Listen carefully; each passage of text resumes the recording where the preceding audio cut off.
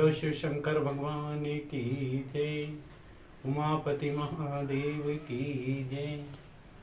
मेरे प्यारे शिव भक्तों, आज रामनवमी के अवसर पर हम आप सभी को शुभकामनाएं पेश कर रहे हैं और अपनी कथा में भगवान शिव की अनंत महिमा का वर्णन करने जा रहे हैं। बोलो शिव शंकर भगवान की जय। इतनी कथा सुनकर नारद जी ने कहा कि हे पिता, आपने शिव चरित्र का वर्णन तो किया, उसे मुझे सुनने में अत्यंत प्रसन्नता भी प्रदान हुई, परंतु मेरा मन नहीं भर रहा है। मैं भगवान शिव की अनन्य कथाओं का और भी रसपान करना चाहता हूँ, इसलिए आप विस्तार पूर्वक वर्णन कीजिए कि भगवान शिव किस प्रकार कैलाश पर्वत पर पहुंचे और वहां उन्होंने क्या क्या चरित्र किए। ब्रह्मा जी बोले कि हे नारद, कैलाश पर्वत पर पहुंचकर शिवजी ने सती का स्मरण किया और वीरभद्र आदि गणों के सम्मुख सती जी की महिमा का विविध प्रकार से वर्णन किया। उन्होंने संसारिक मनुष्यों को कामदेव की महिमा दिखलाने के लिए सती जी के वियोग में शोक प्रकट करते हुए, रुदन करते हुए दिखाई दी है।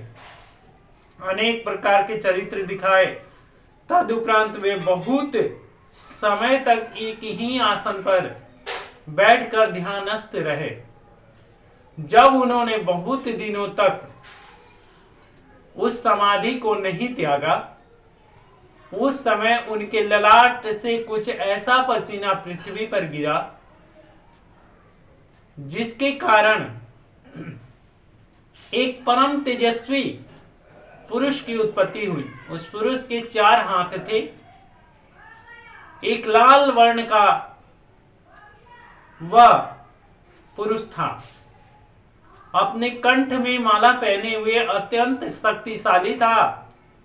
उत्पन्न होते ही वह बालकों के समान रोने लगा।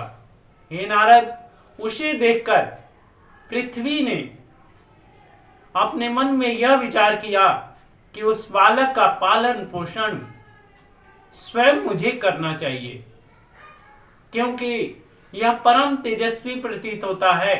शिवजी की अर्धांगिनी सती जी अपना शरीर ही त्याग चुकी हैं, अतः अब मेरे अतिरिक्त इसका भरण पोषण और कौन कर सकता है, क्योंकि यह बालक भगवान शिवजी का अंश है। यह मेरे ऊपर उत्पन्न हुआ है, इसलिए मैं इसकी माता कहलाऊंगी और माता के समान ही इसका पालन पोषण भी करूंगी। यदि मैं स्त्री रूप धारण कर इसका पालन पोषण नहीं करूंगी तो शिव जी मुझे अवश्य ही दंड देंगे।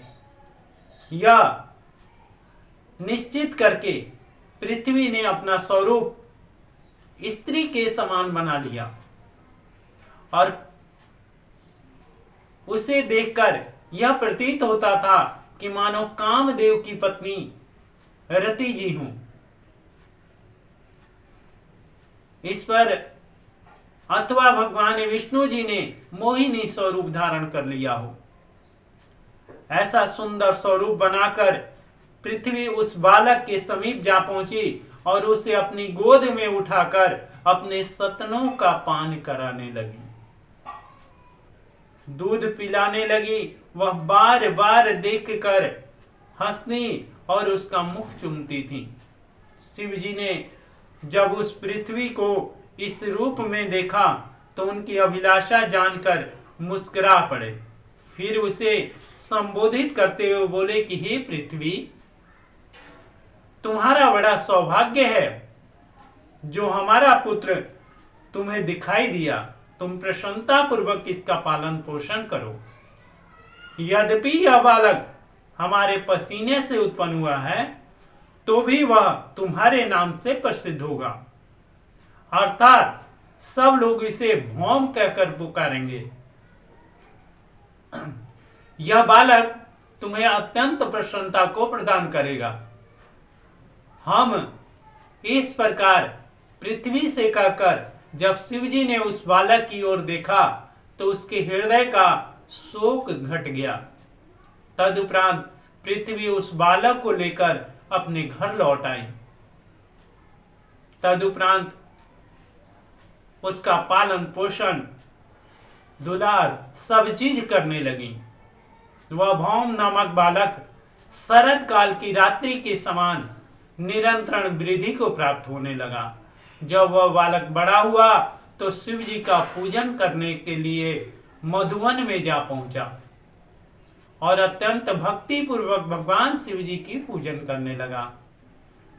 उसे ग्रीष्म ऋतु में अग्नि सुलगाकर, सर्द ऋतु में जल में बैठकर शिव जी की पूजा करता तथा नियमों द्वारा उनका सभी पूजन किया करता। और उसने एक शिवलिंग का भी स्थापना किया और श्रेष्ठ व्रत धारण किए। 3 करोड़ शिवलिंग की स्थापना करके उसने श्रेष्ठ व्रत तथा नियमों का पालन पूजन किया। इस प्रकार कठिन तपस्या करने के उपरांत जब वह एक स्थान पर निश्चित होकर बैठ गया, उस समय भगवान शिव जी ने अत्यंत प्रसन्न होकर उसे अपना दर्शन प्राप्त कराया।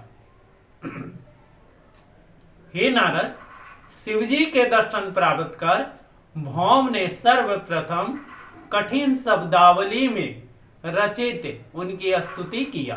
तदुपरांत यह कहा कि हे प्रभु, मैं स्वयं आपसे कुछ नहीं मांगना चाहता हूं। अस्तुता आप मेरे लिए जो भी उचित हो वह वरदान हमें दे दीजिए। यह सुनकर भगवान शिव जी अत्यंत प्रसन्नता को प्राप्त हो गए। वे बोले कि हे भौम, तुम्हारी बुद्धि धन्य है। तुम मेरी आराधना द्वारा भक्ति पद को प्राप्त कर चुके हो। अब मेरी कृपा से तुम पवित्र मंगल ग्रह के रूप में प्रसिद्ध होंगे और तुम्हारा स्थान सूर्य लोक के ऊपर होगा। तुम्हें सब प्रकार का आनंद प्रदान और प्रसन्नता प्रदान होगी। इतना कहकर शिव जी अंतर ध्यान हो गए। तब भौम भी अपने लोक को जाकर परिवार सहित आनंद पूर्वक रहने लगा।